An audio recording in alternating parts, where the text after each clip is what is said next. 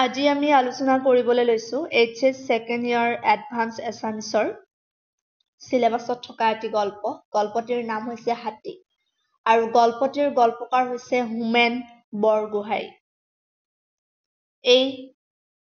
গল্পটিৰ পাঠটিৰ প্ৰশ্ন উত্তৰ এই ভিডিঅ'টিত আলোচনা প্ৰথম প্ৰশ্নটি হৈছে হোমেন বৰগোহাঁইৰ দুখন গল্প সংকলনৰ নাম লিখা বিভিন্ন কুৰাছ গল্প আৰু নক্সা এখন গল্প সংকলন আৰু বিভিন্ন কুৰাছ এখন গল্প সংকলন নেক্সট প্ৰশ্নটো হৈছে কোনখন গ্ৰন্থৰ বাবে হোমেন বৰগোহাঁই সাহিত্য অকাডেমি বঁটা লাভ কৰে হোমেন বৰগোহাঁইয়ে ইয়াতে হ'ব লাগে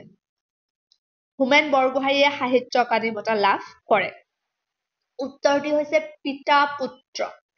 পিতা পুত্ৰ উপন্যাসখনৰ বাবে 1978ত হোমেন বৰগোহাঁইয়ে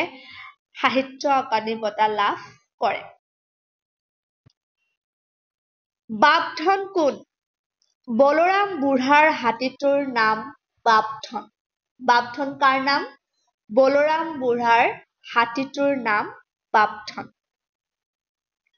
হাতী গল্পত মূল্যবোধৰ অৱক্ষয়ৰ চিত্ৰ কেনেদৰে অংকিত হৈছে তাৰ এটি আভাস দিয়া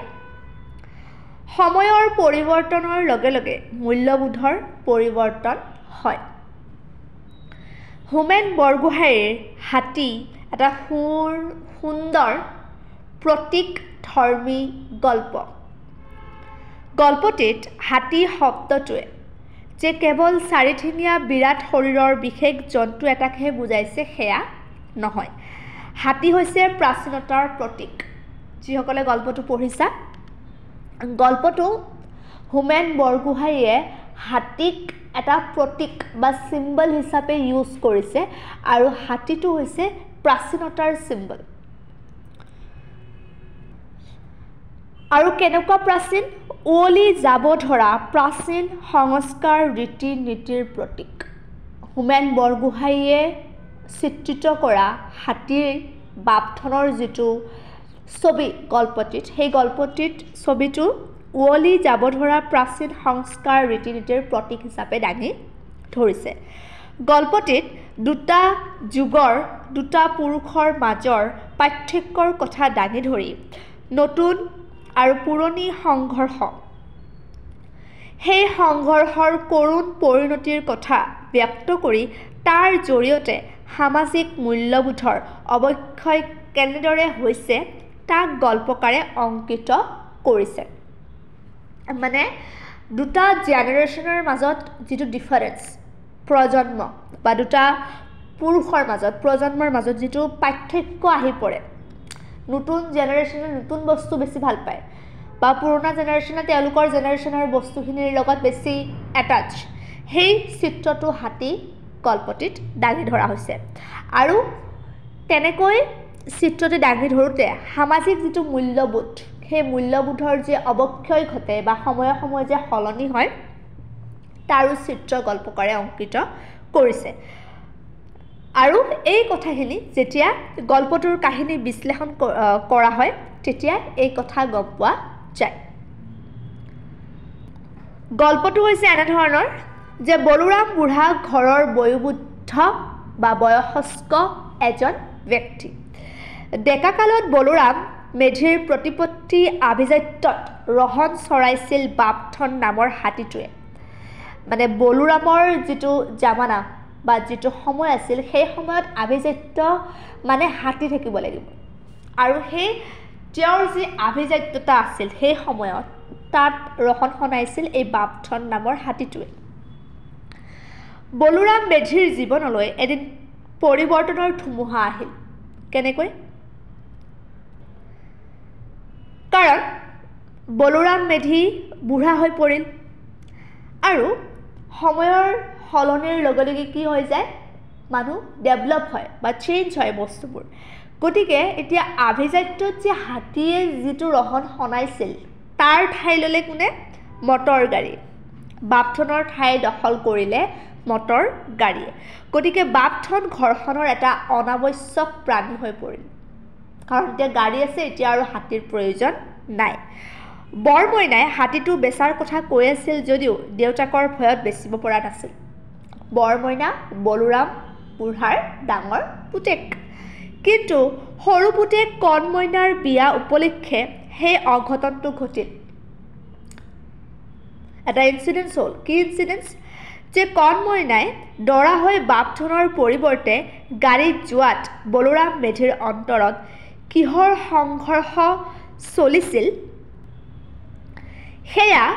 কেৱল মেধিৰ অন্তৰেহে উপলব্ধি কৰিব পাৰিছিল মানে বলুৰামে যেটো সময় পাৰ কৰি আহিছে সেই সময়ত হাতী আভিজাত্যতাৰ প্ৰতীক আছিল বা মানুহে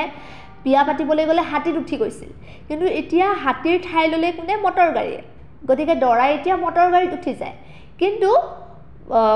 বলুৰামৰ সৰু পুতেকৰ বিয়াৰ দিনাখন বলুৰামে কি কৰিছিল বাপথনক সজাইছিল পঢ়াইছিল যে দৰা ইয়াতে উঠি যাব কিন্তু সৰু পুতেকে হাতীত নগৈ গাড়ীত গ'ল আৰু সিদিনাখন বলুৰামৰ যেটো দুখ লাগিছিল মানে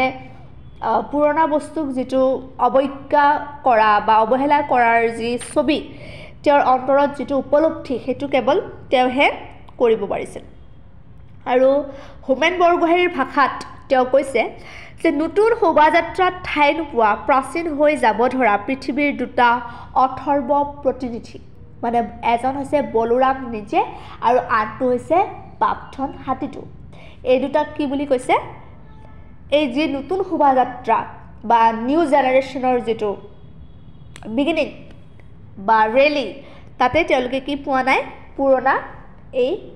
বস্তু দুটাই ঠাই পোৱা নাই বুলি কৈছে কল্পটিত দুটা যুগৰ সুকীয়া দৃষ্টিভংগীৰ কথা বৰ্ণনা কৰা হৈছে যেতিয়াই যুগ চেঞ্জ হয় বা মানুহ আপগ্ৰেড হয় তেতিয়াই ক্লেশ হয় আগৰ জেনাৰেশন আৰু নিউ জেনাৰেশনৰ মাজত কাৰণ অল্ড জেনাৰেশনে একসেপ্ট নকৰে